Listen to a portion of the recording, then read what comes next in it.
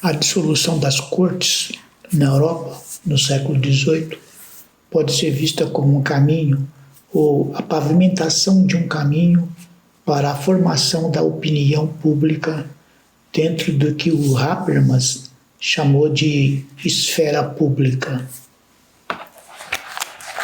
No livro do Pierre Bourdieu, Economia das Trocas Simbólicas, há o capítulo Mercado dos Bens Simbólicos, no qual Pierre Bourdieu discute a formação da opinião a partir da produção das artes, cada vez mais voltada para um público.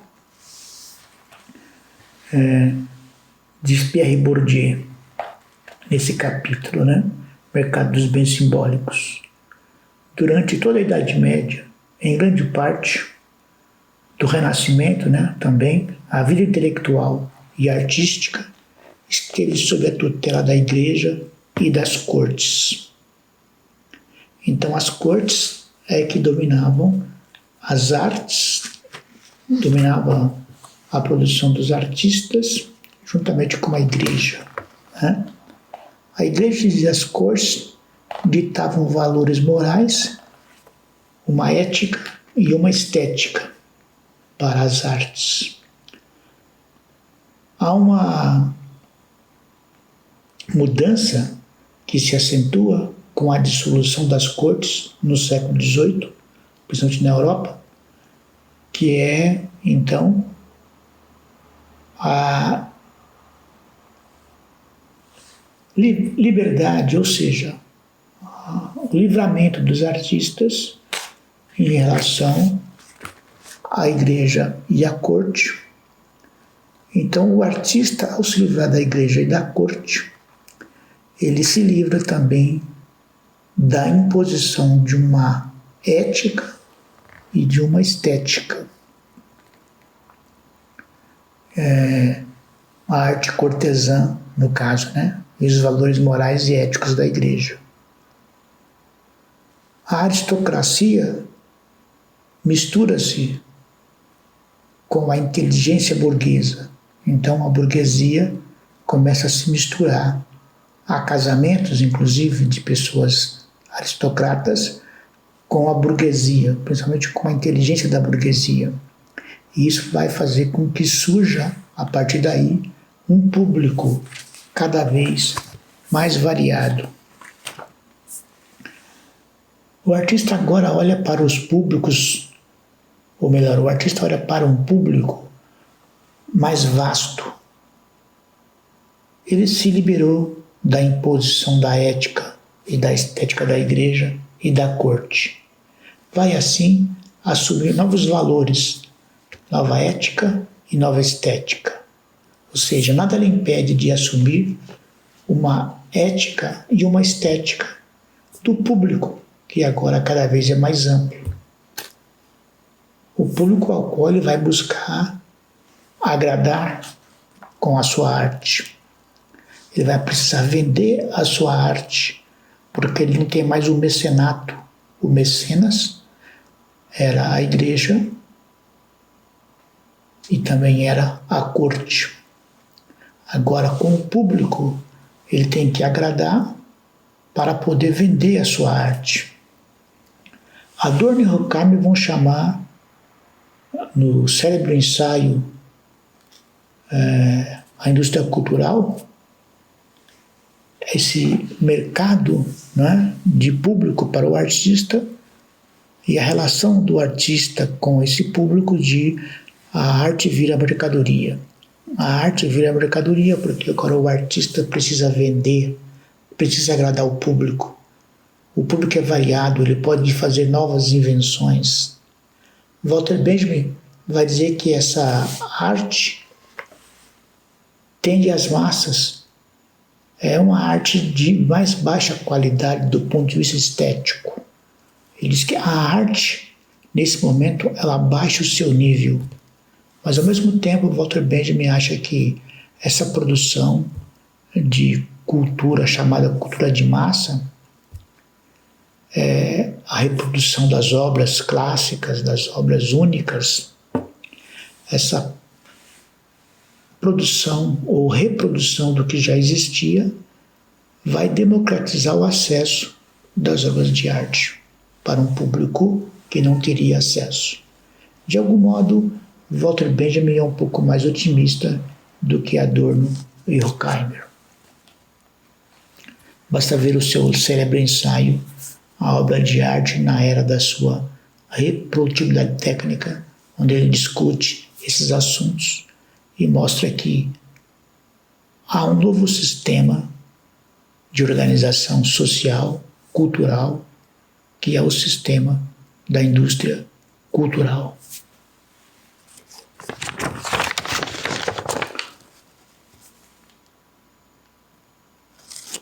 Então, as cópias feitas com as tecnologias dos novos meios é que vai propiciar essa cultura de massa, uma cultura que depende dos meios de comunicação.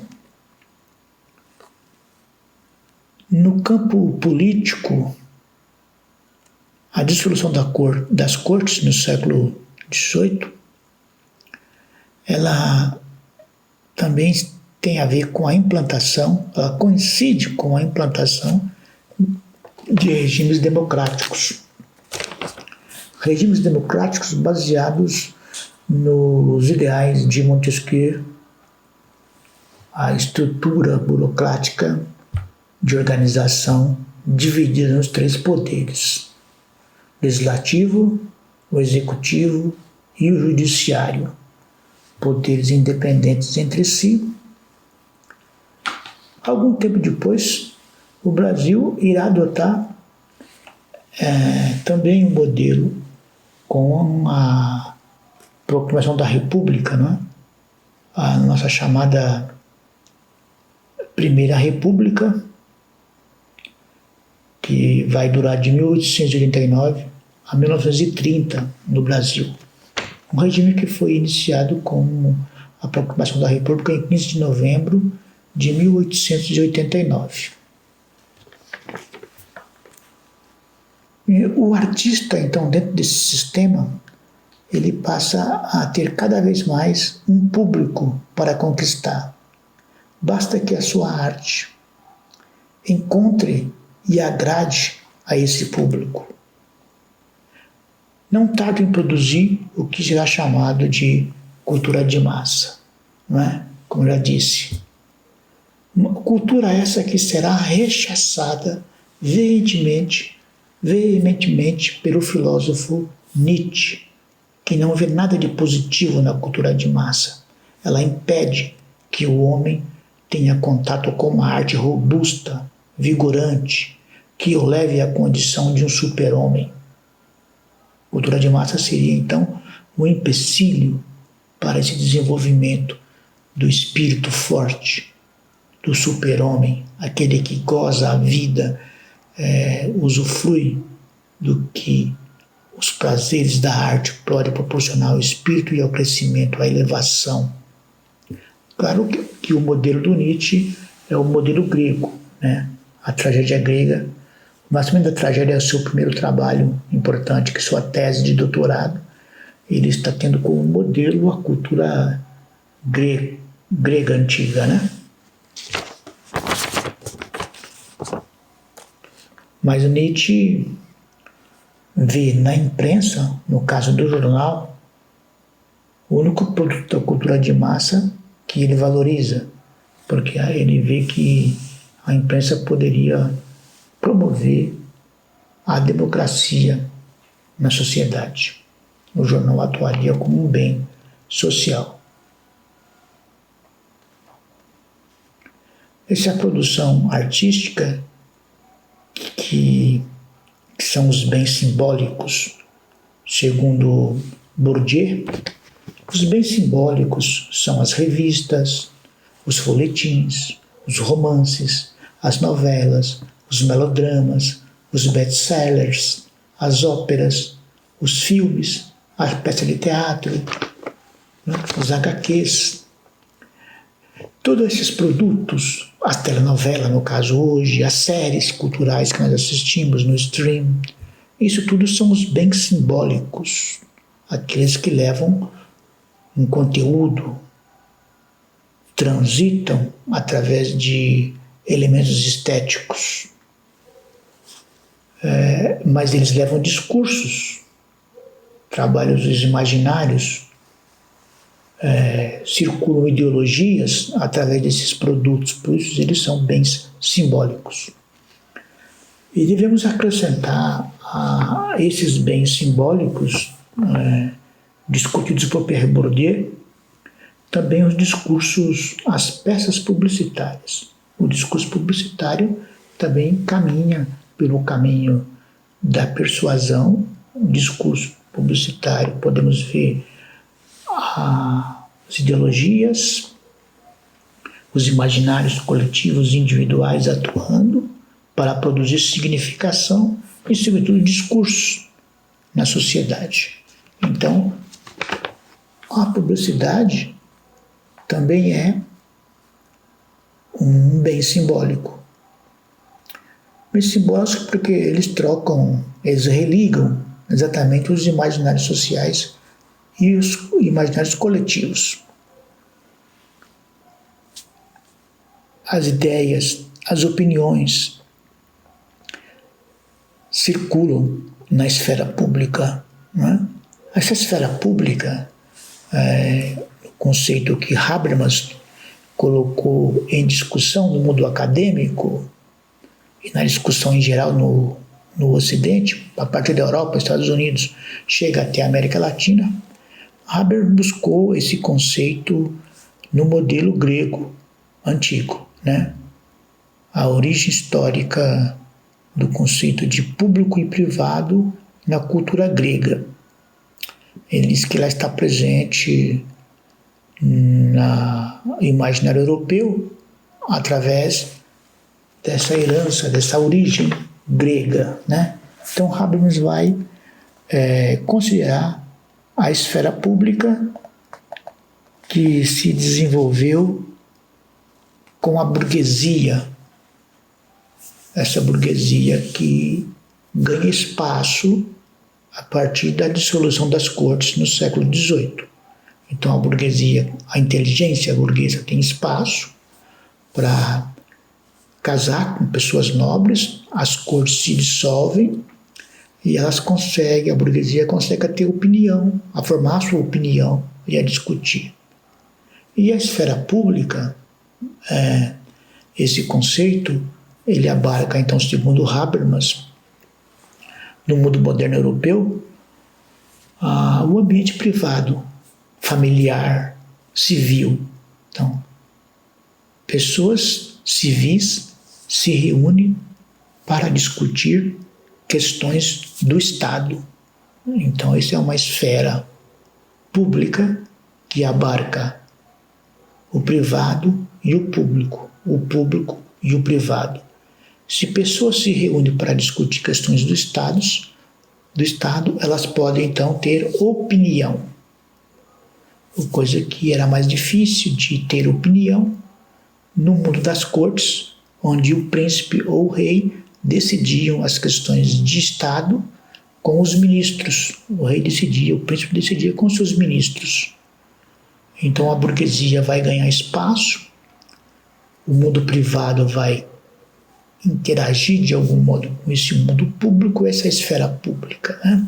Composta então com uma inteligência burguesa, com os membros do governo eleito para ocupar os poderes executivo, legislativo e judiciário, as famílias, as organizações civis que podem se reunir, comentar e discutir, e os meios de comunicação, jornal, rádio, cinema, televisão, os meios noticiosos e informativos que vão circular as ideias das pessoas e, de algum modo, através dos meios, os representantes eleitos para os poderes, para os cargos representativos, vão saber qual é a opinião pública sobre determinados assuntos e sobre quais decisões deverão ser tomadas. E essa esfera privada vai saber do governo, quais são as ações que estão em tramitação. Nem sempre funciona, depende do local e o momento, às vezes um pouco mais, essa troca, às vezes menos, né? Mas essa é, então, a esfera pública. Esse público, esse privado, e o privado composto de vários segmentos da sociedade, forma a esfera pública, por onde circulam as informações, as notícias e, sobretudo, os bens simbólicos, que também formam opinião, formam um ponto de vista, como uma telenovela pode conduzir um pensamento, formar uma emoção e ajudar a decidir alguma questão social, política. Esses bens simbólicos também moldam um comportamento da sociedade e são, de algum modo, moldados também pelo que a sociedade deseja. A questão da representação dos produtos de bens simbólicos. É uma questão bastante pertinente se considerarmos, então, a partir da esfera pública, dessa estrutura Europa, Estados Unidos, onde se firma fortemente o modelo dos três poderes. No Brasil temos, então, uma esfera pública, a circulação dos meios, e o que nós devemos analisar no caso do Brasil é quanto tem de participação, qual é a possibilidade, o alcance dessa sociedade na esfera pública, quais são os segmentos sociais, né, de uma sociedade mestiça, derivada dos afrodescendentes que chegaram no Brasil, as gerações, os grupos quilombolas, os originários, né, os indígenas, que vivem ainda em aldeias ou em tribos, ou os índios na cidade, as classes trabalhadoras, os intelectuais, professores universitários, os participantes das câmaras, deputados, senadores, e os poderes judiciário e o executivo. Ou seja, como tudo isso, todas essas partes da esfera pública e a esfera social se comunicam